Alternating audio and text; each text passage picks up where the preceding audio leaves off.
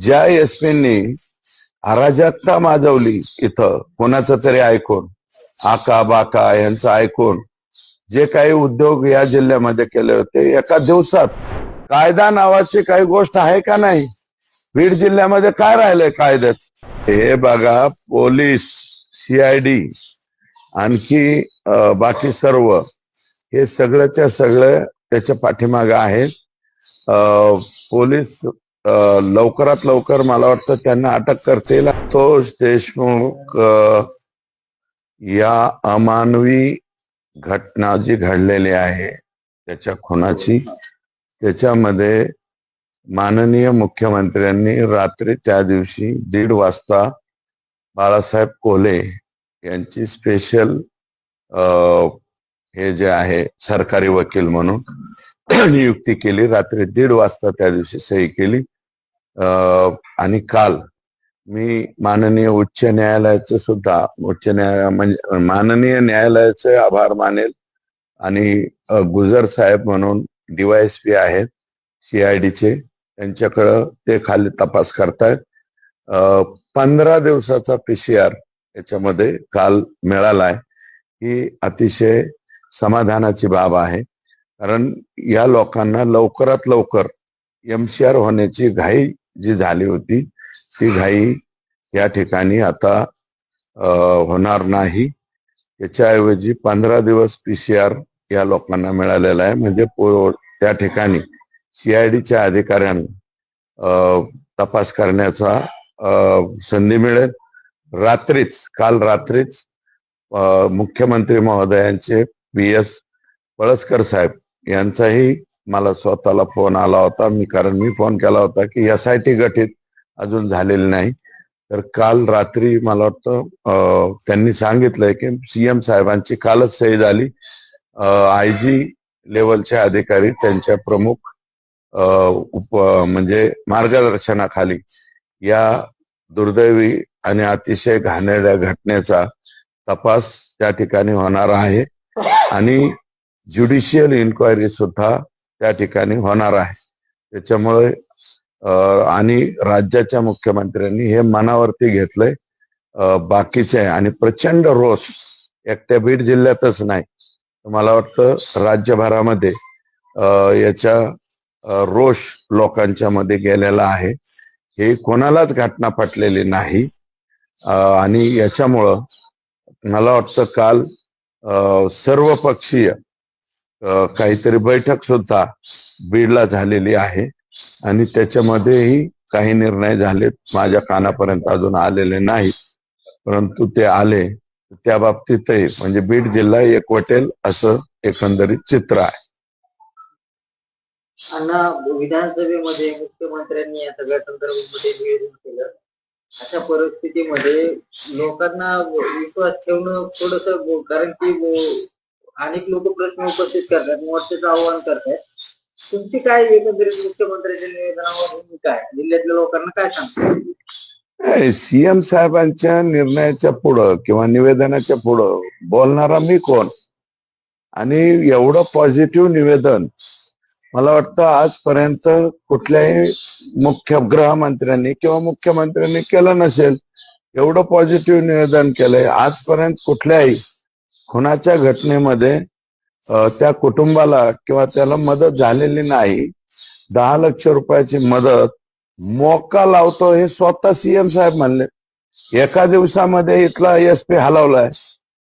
ज्या SPंनी अराजकता माजवली इथं कोणाचं तरी ऐकून, आका बाका यांचं ऐकून जे काही उद्योग या जिल्ह्यामध्ये केले होते एका दिवसात, आणि मला वाटतं CM साहेबांनी याच्यामध्ये सभागृहात निवेदन केलं तर संध्याकाळी 11 वाजता तर लगेच त्याच दिवशी नवीन SP साहेब जे आहेत ते जॉईन झाले. आणि मी स्वतःच माझं स्वतःच स्टेटमेंट होतं की डायरेक्ट IPS SP या जिल्ह्याला असला पाहिजे.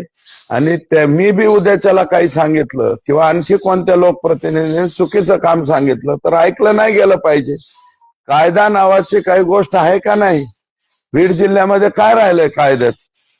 आता जे आहे हे जे गार्डियन वगैरे म्हणत होते स्वतःला, त्यांच्यामुळं या बीड जिल्ह्यामध्ये मी ते गँग्स ऑफ सफेदकोर का वशेकोर म्हणलं, याच्या पलीकडे काय तयार झालंय.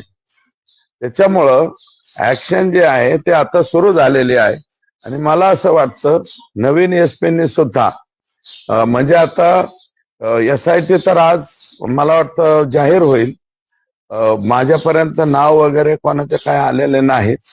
तो राईट जो आहे तो माननीय मुख्यमंत्र्याचा आहे. त्यांच्या PS ने फक्त मला सांगितलंय की साहेबांची सही झाली.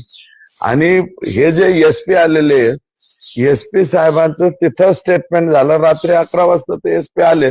पण मी त्यांच्याबद्दलही माहिती घेतली, कारण धाराशिव जिल्ह्याचाही मी आमदार होतो 30 मागच्या 21 जून पर्यंत. त्यांनी तिथे काम केलेलं आहे. समाधानकारक काम आहे की कडक वृत्तीचे आहेत. आणि बीड जिल्ह्याला एका कडक अधिकाऱ्याची आवश्यकता होती. यापूर्वी लक्ष्मी गौतम साहेब यांनी या जिल्ह्यामधलं पुढारी राज किंवा हम करे सो कायदा हे सगळं बंद केलं होतं. आणि मला मीडियाला विनंती आहे की बाबा म्हणजे याच्यावरती तुम्ही सुद्धा प्रकाश टाकला पाहिजे. मी स्वतः तर म्हणलं तर पोलीस स्टेशनला अतिशय कमी फोन करणारा व्यक्ती आहे, हे मी नम्रपणे सांगतो. मात्र आपण जर बघितलं तर या प्रकरणामध्ये आज 16वा दिवस आहे. मात्र जे 3 आरोपी आहेत त्या अद्याप अटक नाही.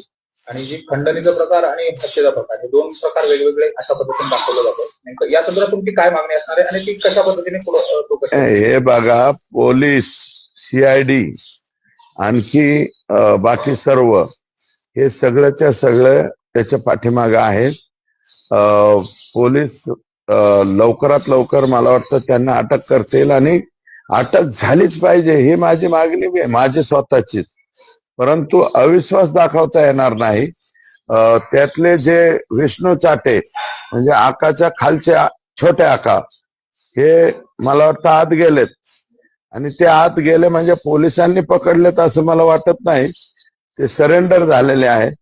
बाकीच्यांना विनंती, मला बाकीचे छोटपोट याच्यापेक्षा याच्यातला जो आका आहे तो आका आता लवकरात लवकर आत गेला पाहिजे.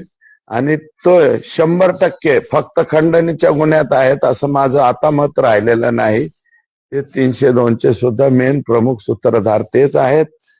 त्याच्यानंतर आता त्यांच्यावरती माननीय मुख्यमंत्र्यांनी मकोको अंतर्गत म्हणलंय ना, म्हणजे ऑटोमॅटिकली याच्यामध्ये आता मोका सुद्धा ग्राह्य झालेले आहेत. हे मोकात गेले पाहिजेत. हे जे वागलेले आहेत 200 कुटुंब गावं सोडून गेलेत, तिथले व्यापारी गावं सोडून दिलेत. गाय छाप तंबाखूची एजन्सी सुद्धा हमारेच पास होना, PNची एजन्सी, चुन्याची एक मुसलमानाची एजन्सी होती, ती एजन्सी बी ह्यांनीच काढून घेतली. मारवाडी समाजाच्या कोणत्याही माणसाकडे काही एजन्सी राहिलेली नाही आता परळी तालुक्यामध्ये, बरं का. आणि अराजकता काय आहे ते जरा तिथं परळीत, मला असं मीडियाला माझी विनंती आहे की परळीला जाऊन बघा ना, थोडस मुलाखती वगैरे घ्या लोकांच्या, काय अवस्था आहे काय नाही. त्याच्यामुळं माझं मत असं आहे की लवकरात लवकर यांना अटक करावी आणि पोलीस 100% अटक करतील. SIT आज गठीत होईल. त्याच्यामुळे हे लवकरात लवकर आत गेले पाहिजे बिन भाड्याच्या खोलीमध्ये.